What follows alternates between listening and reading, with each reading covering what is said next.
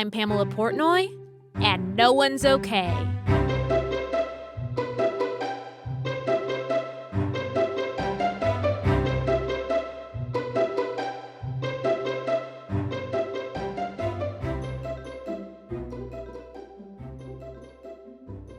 Welcome back to No One's Okay. I am back. I am here today with Phillip Van Nostrand. Today's guest is a New York-based event photographer specializing in weddings, commercial and lifestyle products. He's been featured in the New York Times, Forbes, Fortune, the Huffington Post, and many more.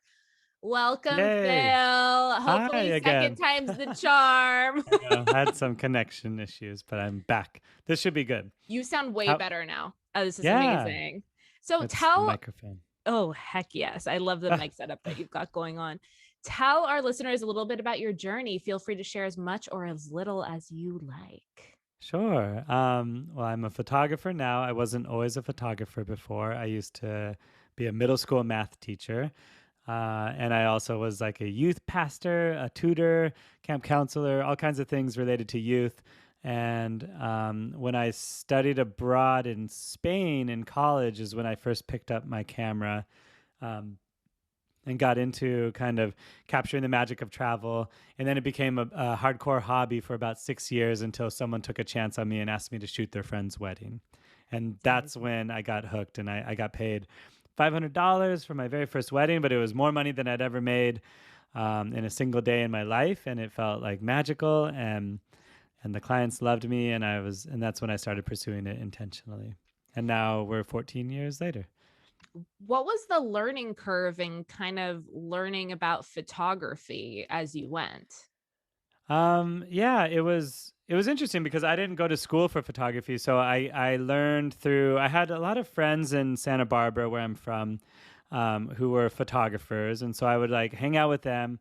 Facebook was really, really big back then. So I joined some like Facebook communities. And I just taught myself a lot online through YouTube, Facebook, and friends. And that was it. It was like all very self-taught. Definitely. That's really Yeah. wonderful. So, as we mentioned, you've kind of had a long journey to get where you currently are. Can you tell us a hmm little bit about the ups and downs of your entrepreneurial journey? And Sure. I think you're pretty passionate as far as I know about entrepreneurship, so I'm dying to hear Yeah, this. absolutely. I always say that I consider myself a business person more than like an artist. But I really love the art of business. I love the art of making art.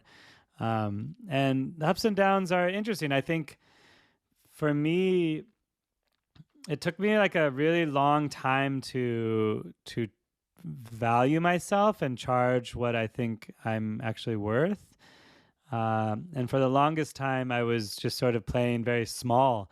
Um, the ups have been, the freedom of photography, the being able to travel and like not ask a boss for permission to take time off and to like sleep in or do whatever, like create my whole life around what I like and what I love. And the struggles have been to, like, I used to have a mentor named Tim Halberg, and every time we'd meet every like couple months, he'd say, what are you charging for weddings? And I'd be like, 1,500 or $1,000. And he'd say like, raise your prices. You got to raise your prices. And he kept telling me that. And it was so hard. I think the biggest struggle for me actually was not like any interaction with people, but just sort of like believing that I could say I'm worth $3,000 and not have shame about it, or not believe myself, Mhm. Does that make sense? Absolutely. So Yeah. it was the catalyst for that moment. That was mainly someone telling you like that you are worth more than what Yeah. you're charging. Yeah. So that's just so interesting because it just shows the power of just a little bit of encouragement and what it can do for someone. Absolutely. I wouldn't have raised prices as often or as fast as I did. And it wasn't even that fast, like if it hadn't been for someone else. So now every time I meet a new photographer, I'm like, what are you charging? And they tell me, I'm just like, raise your price. It doesn't even matter what they're going to say. Like, I just have to tell them to raise their Automatically. prices. Yeah. Because people always, I mean, no matter what industry we're in, like people are always undervaluing, almost always undervaluing themselves. Um, if you're in arts at all or doing any sort of service thing, like you think you could get by with 50, but truly you're worth 75 or 100 or 200 or whatever. And the crazy thing is not, I think like so many fears come up, when I remember being in like sort of a group therapy type session, and I had a very rich family that I used to tutor for. They wanted to have me take their family photos. And up to that point, I had been charging like $50 for a family session or something, but I wanted to charge 100 because I felt like was a good price.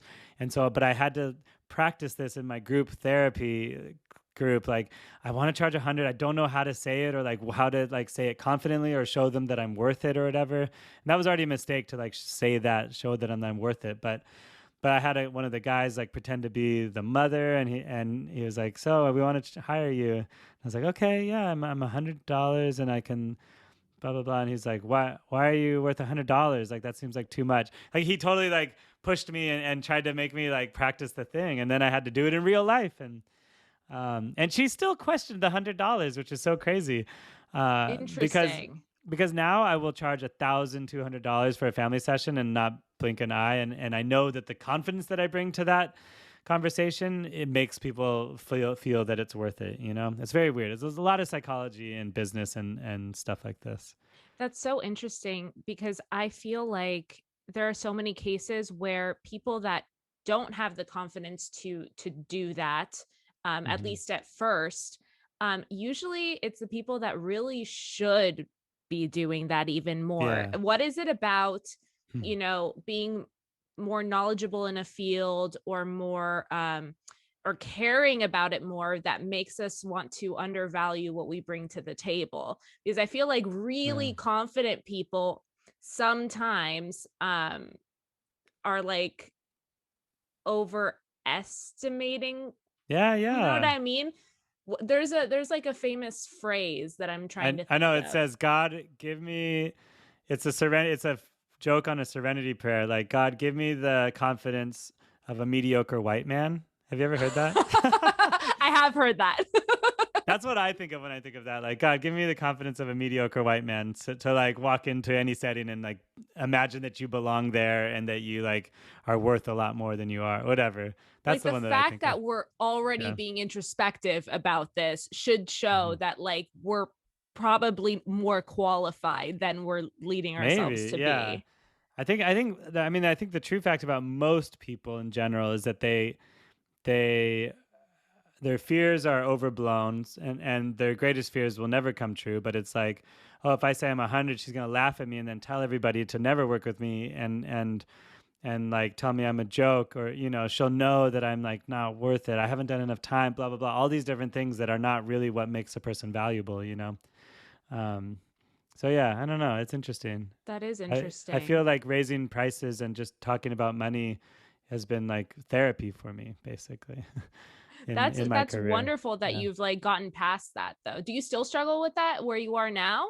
Yeah, all the time. It's crazy. It's just at a different level. But Yeah. like, I mean, it's weird to say, but I'll charge like $12,000 for a wedding now, and I started at 500.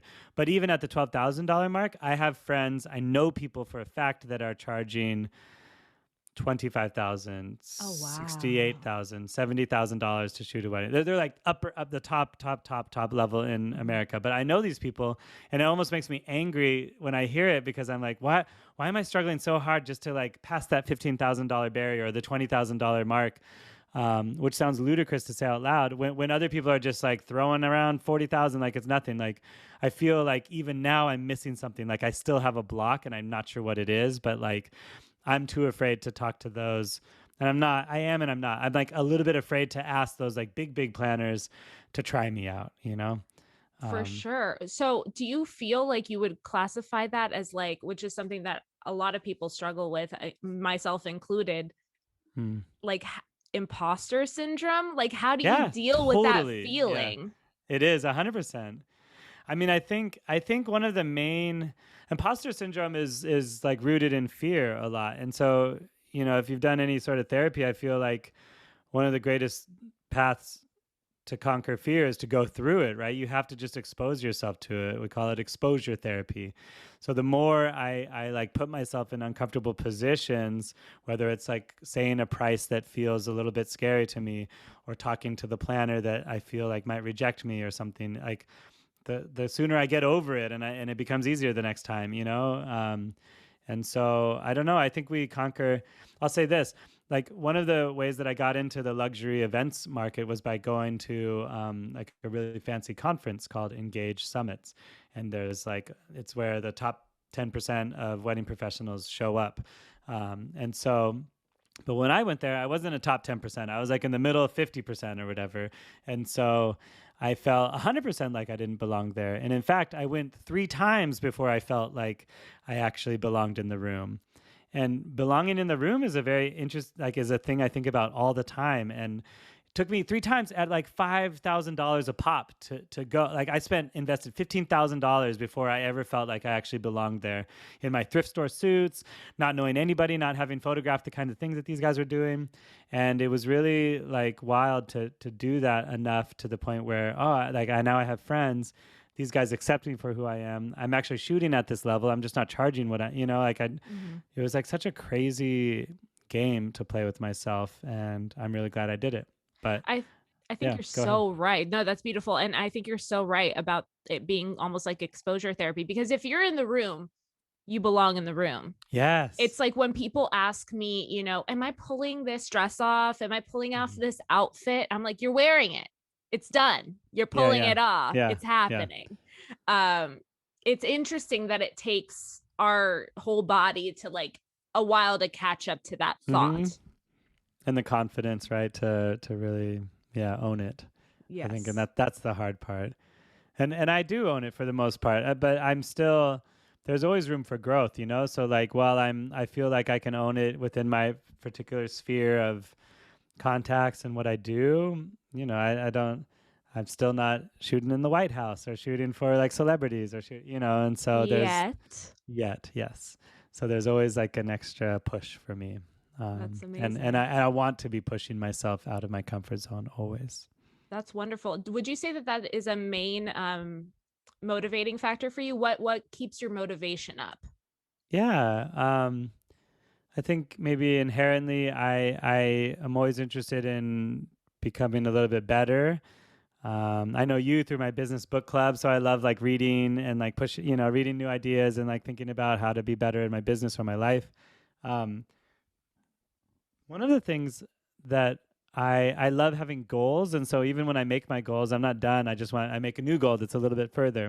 And that doesn't necessarily mean that I'm like always unhappy. It just means that I'm always striving towards something bigger and better. And so I like that. And my favorite quote, one of my favorite business quotes is I think from Casey Neistat maybe, but he said, "Comfort is the death of creativity." So I really am like wary of getting comfortable in something because it means that I've stopped growing basically, or I stopped being creative. Do you think that's one of the driving forces? I know you travel a lot for work, but do you think that's one of the driving forces behind how much you travel? Yeah, I travel a lot. I was just talking with you before we recorded. I looked and last year I traveled 186 days, which is pretty much half the year, almost exactly half the year. I think that I have a theory that, yes, it is. I don't know how else to say this, but like, I feel like the only way people grow in their lives is when they're exposed to new things, whether that's an idea, a place, a person, a food, whatever. And the only way you won't grow is if you stay in the exact same situation. Like your tomorrow is going to look like it is today. Your next year is going to be in the same place, same people, same things, and you're not really like exposed to new things. So every time I travel somewhere new or I meet someone new, like I'm growing and I'm learning and staying curious about the world. And I think that's where like true magic happens for people. So yeah, I love to travel. And it's very inspiring to put yourself in a new environment. I think it can like really shake up the creative box. I have two. I'm working on a book called How to Live an Epic Freelance Life. Amazing. And I have like some theories about this stuff. And one of the things I love is when people have like created habits to ensure that they live an epic freelance life. So your habit might be like, I interview one new person every week or whatever on my podcast. Mm-hmm. And that's like kind of, it ensures that you're like, doing epic things or like experiencing. But for me, it's since 2003, I've put one new stamp on my passport every single year to the place I've never been. Like, Wow. so for always since 2003, like I've explored some new country. This year I've already been to Switzerland, but I'll also be in Bali. And I think I'm going to spend like more time exploring around Bali.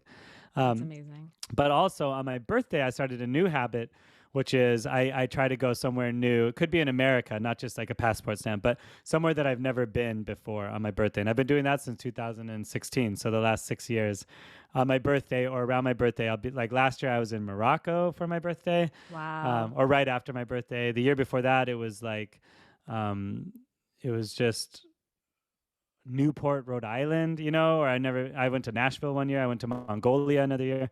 So every year I'm trying to go somewhere new on my birthday. And then every year I'm also putting a new passport stamp on my passport.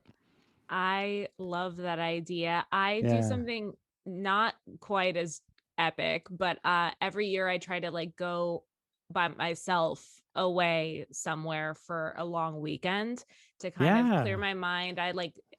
I go alone, so it's kind of like I take myself on a long date weekend and I like get Hmm. to know like where my brain's at, and I go do something that interests me. I think the last time I haven't done it in a minute because of the pandemic. The last time I did it was No January excuses, Pamela. 2020. I went to San Francisco and like I went to the museums and I took myself out Nice. to dinner, and like Yeah. I think that's a That's really exactly cool it. idea. I want to up it to doing what you're doing. You can do whatever you want, but I think what you're doing is like perfect. It's a beautiful. I have this theory that like people who live their best lives are very intentional about it. It's not accidental. So doing what you do is like a very intentional act, and it keeps things like exciting. And For also, what sure. you're describing is from The Artist's Way. Did you read that book or? No, not yet, but I have it on my shelf. Yeah, she calls it an artist date.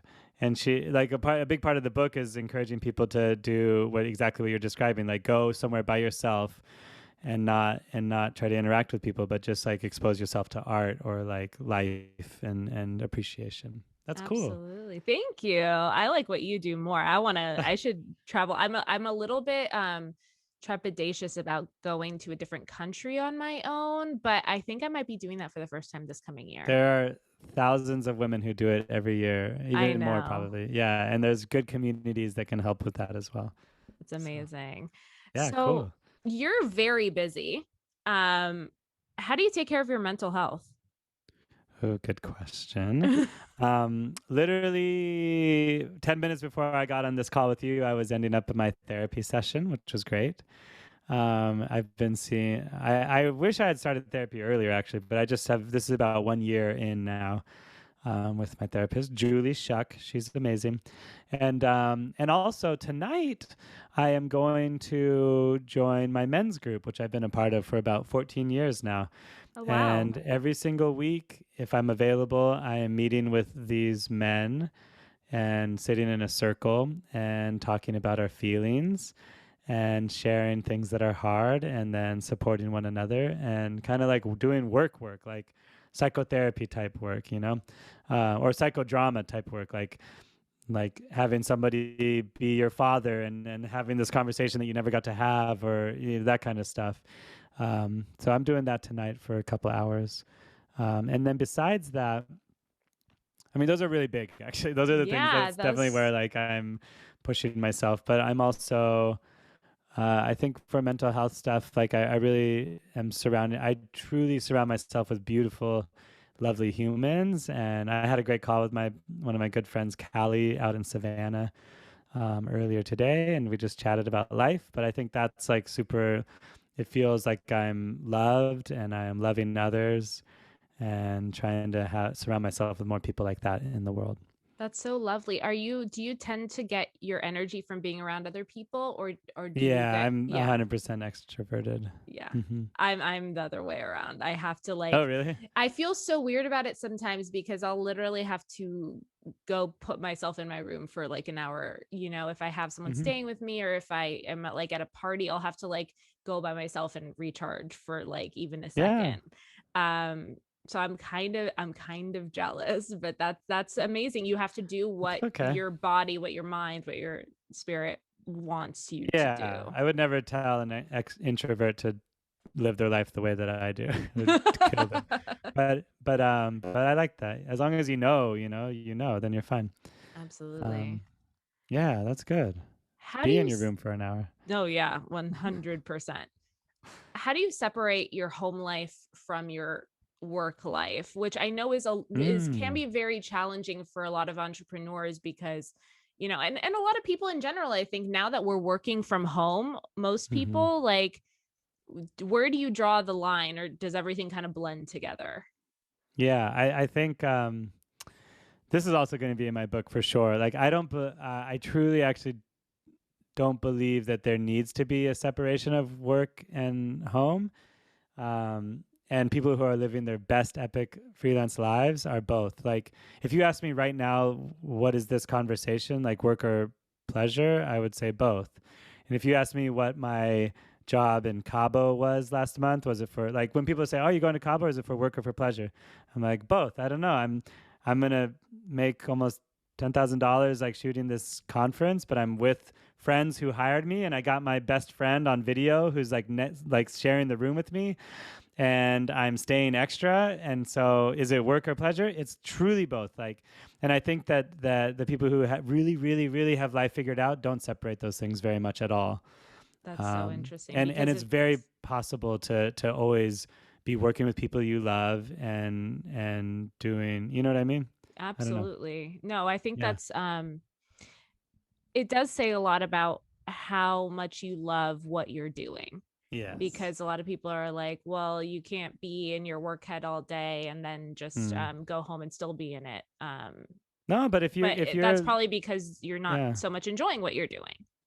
Yeah, exactly. Like, if you even if you are doing a weird like marketing job or something that might be boring, like sales or whatever, if you have like your best five people in the office, then it's like exciting to come to the office every day, right? It's like Yeah, fun. You're chatting in between, you're doing the things, you're talking, like, inspiring each other. I really, really think the work life integration is not only possible but like essential to living a great life.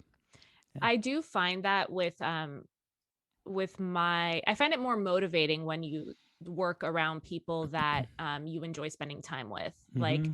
my friends and I have like made a pact where like we're gonna start doing like at least like a weekly get together where we just sit down like at someone's place and just do our work, but like together.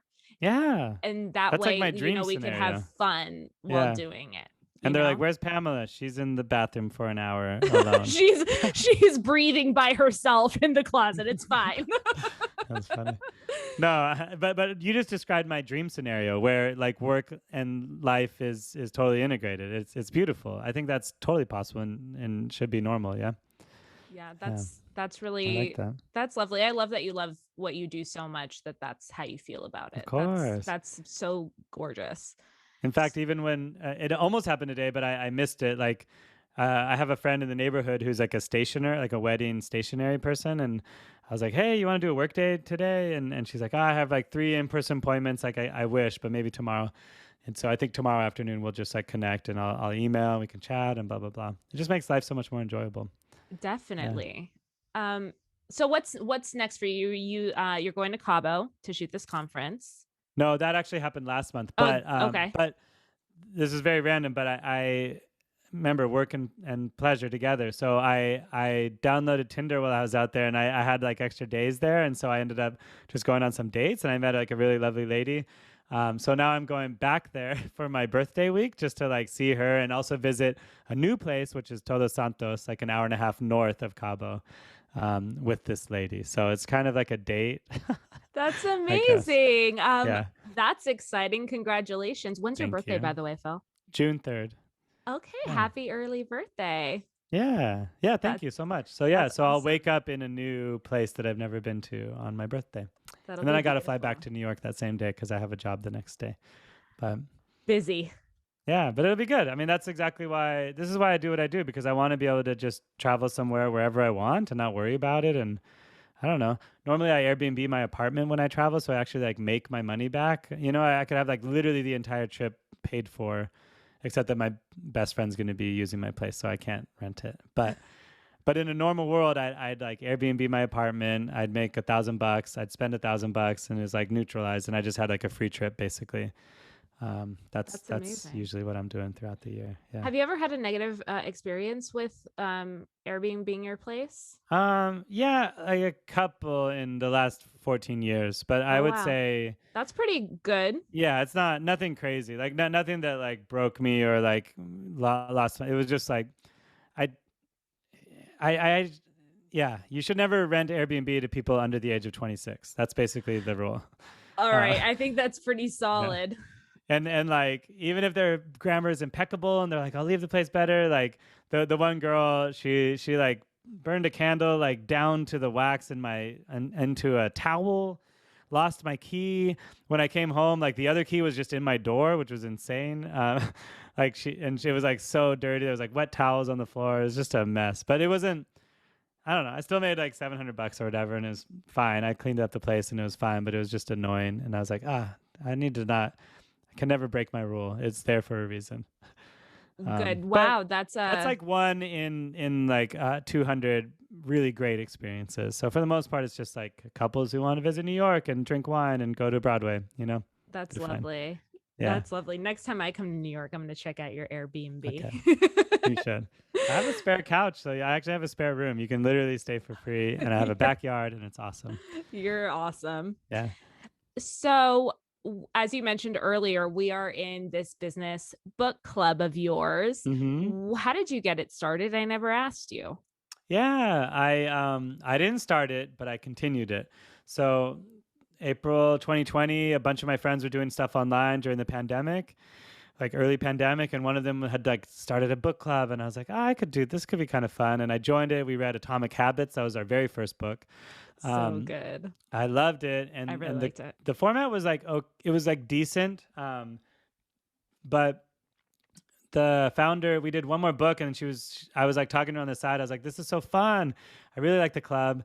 Let me know if you ever need to like sub out. I'll like run a meeting or whatever and stuff. And then she was like, I think I'm going to stop it because like I'm getting too busy with coaching stuff. And I was like, I'll take it over. You can still have your name on it. I don't need like the accolades. I just really like the concept.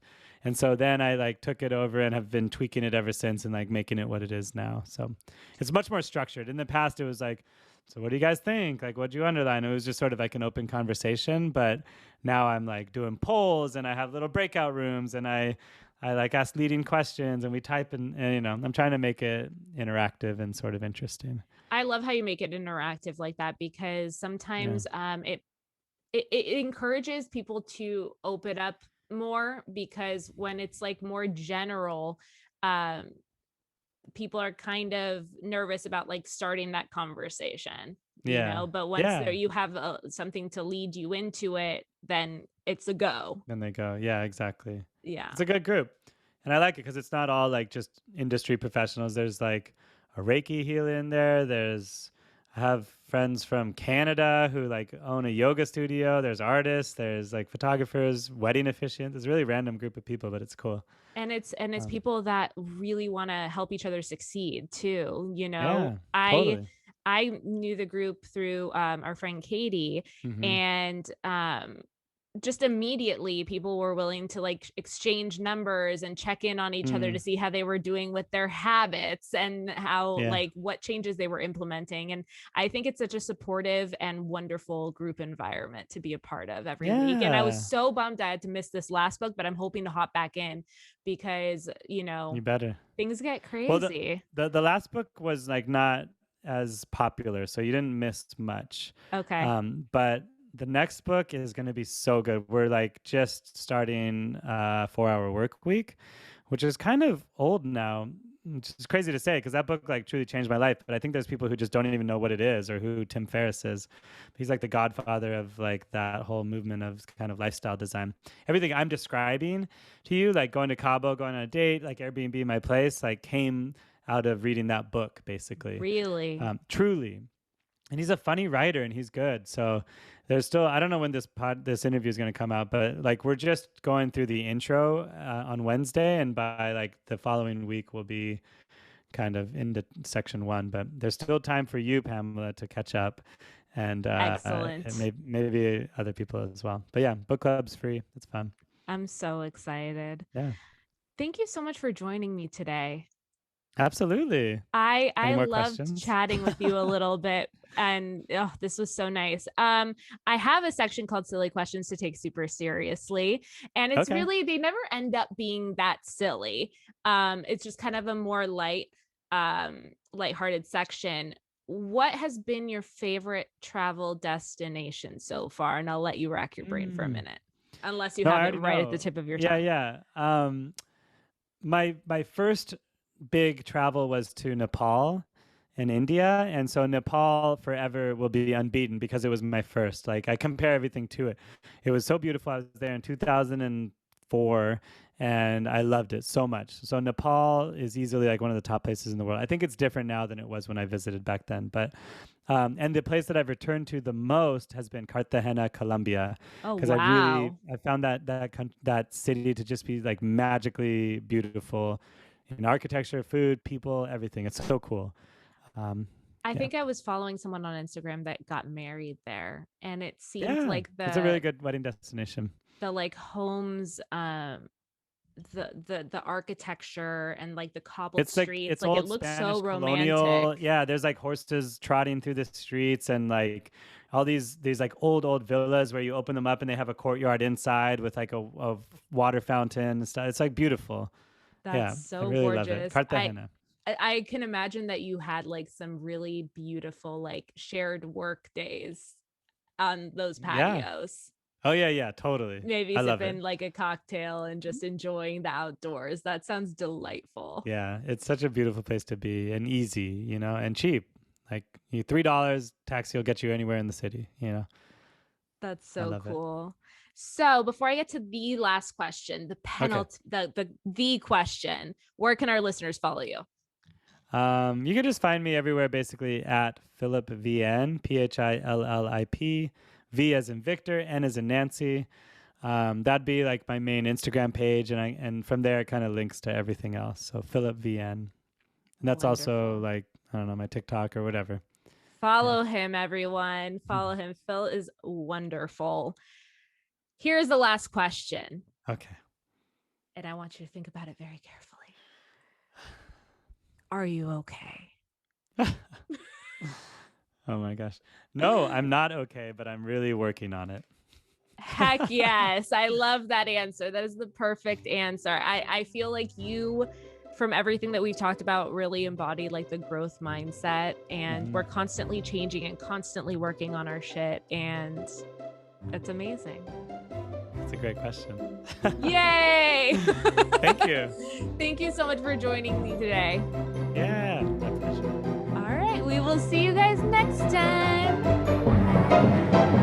This podcast was produced by Jason Crow and me, Pamela Portnoy, with music by Jordan Ross Weinhold. You can follow the show on Instagram and Facebook at No One's Okay, and please don't forget to subscribe and leave a review. We love kind reviews. No One's Okay is also on YouTube, so if you want to see our faces, please subscribe to our channel.